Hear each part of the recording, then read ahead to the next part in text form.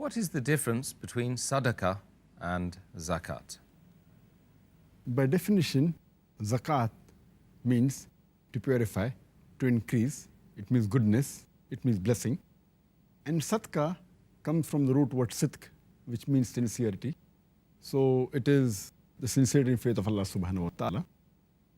Zakat, by definition, according to Islamic Sharia, is an obligatory charity which every Muslim who owns more than the nisab level of surplus wealth, if he has it with him for a year's period, he has to give 2.5% on it every year. As far as Sadaqah is concerned, it is an optional charity. Zakat is also worship of Allah, obeying the command of Allah subhanahu wa ta'ala. Sadaqah is also worship of Allah, it's obeying Allah, but it is voluntary. The major differences between Zakat and Sadaqah is that there are certain conditions required. For Zakat, number one, it is given on certain goods. For example, gold, silver, ornaments containing gold or silver, merchandise. It can be business activities, farm produce, cattle, and all the categories. Whereas Sadaqah, you don't have to possess any wealth that you have to give Sadaqah. It can be just given Sadaqah.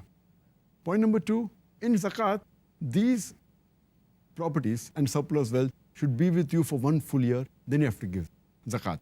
Sadaqah, there is no necessity of any particular wealth being with you for such and such a period.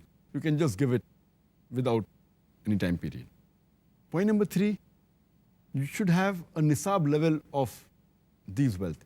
Only when it reaches nisab level. For example, if you have gold weighing 85 grams, then you have to give zakat. Or silver, 595 grams. If it's less than that, no zakat is there. Sadaqah, irrespective of the property you have, less, more, irrespective, you can give voluntary. The other difference is zakat can only be given to the 8 categories who are permitted to receive zakat in the Quran. Surah Tawbah, chapter number 9, verse number 60, the poor people, the needy, etc., which we discussed earlier. Sadaqah, it can be given to anyone. It can be given to the categories of zakat, it can be given to the categories outside zakat. There is no limitation, no binding whatsoever. Point number 5. If a person who is liable to pay zakat and does not pay zakat and he dies, then his children, his heir, have to see to it that the zakat is paid off. If it's from his property before distributing the wealth, it should be paid off. That's a liability, which is not the case of Sadaqah. Person who intends to do Sadaqah and he dies, his heirs need not fulfill that. It is his own intention. If they want, they can. It's optional. Number 6, if you don't give zakat, which is the pillar of Islam obligation, it's compulsory, you'll be punished for that. As Allah says in Surah Tawbah, chapter 9, verse number 34-35, you'll be branded with the fire from hell, with that gold on which you haven't paid zakat, which is not the case in Sadaqah. Point number 7, zakat cannot be given to the descendants of Muhammad sallallahu alaihi wasallam, which is not the case with Sadaqah. You can give it to the Prophet also and to his family. Point number 8, you cannot give zakat to the dependents.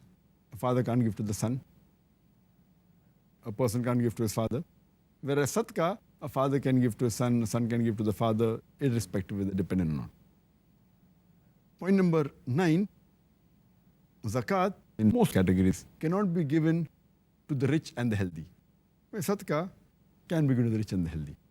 Zakat cannot be given to the non-Muslims, where Sadaqah can be given to non-Muslims. So these are the major 13 differences between zakat and Sadaqah.